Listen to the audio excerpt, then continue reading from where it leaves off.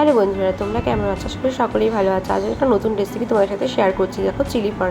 তার জন্য আমি চিংড়ি মাছটাকে ভালো করে ধুয়ে নিয়ে তার মধ্যে আমি একটু ভিনিগার মাখিয়ে কর্নফ্লাওয়ার, ময়দা, ডিম, একটু আদা রসুনের পেস্ট আর একটু নুন দিয়ে ভালো করে মাখিয়ে সাদা তেলে ভালো করে ভেজে নিচ্ছি। দেখো, হালকা বাদামি হলে নামিয়ে নিচ্ছি।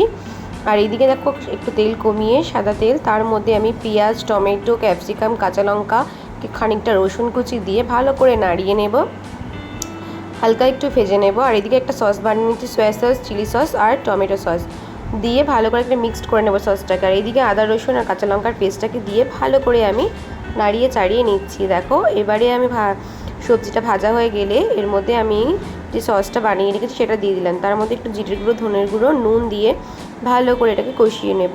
কষানো হয়ে গেলে গা থেকে তেল ছাড়লে আমি এর মধ্যে একটু ফুটিয়ে রাখা জল দিয়ে দিলাম।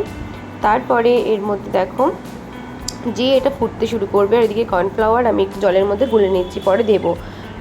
জল দিয়ে দেখো একটু গরম মশলা দিয়ে দিলাম। এই দেখো, গ্রেভিটা আমার ফুটতে শুরু করেছে। তখনই আমি কি করলাম, এই যে চিলি পনগুলো ভেজে রেখেছিলাম সেগুলো দিয়ে দিলাম। এবার এটা আরেকটু একবার ফুটতে শুরু করলে তারপর আমি যে কর্নফ্লাওয়ারটা গুলে রেখেছিলাম ওপর থেকে দিয়ে দিলাম। আর চিলি পনের রেসিপিটা তোমাদের কেমন লাগলো অবশ্যই জানিও। দেখো, নামানোর আগে আমি একটু গরম মশলা দিয়েছি আর একটু স্বাদ অনুযায়ী চিনি দিয়েছি, যাতে খাবারের ব্যালেন্সটা ঠিক থাকে। তোমাদের চিলি পনটা কেমন লাগলো অবশ্যই জানিও।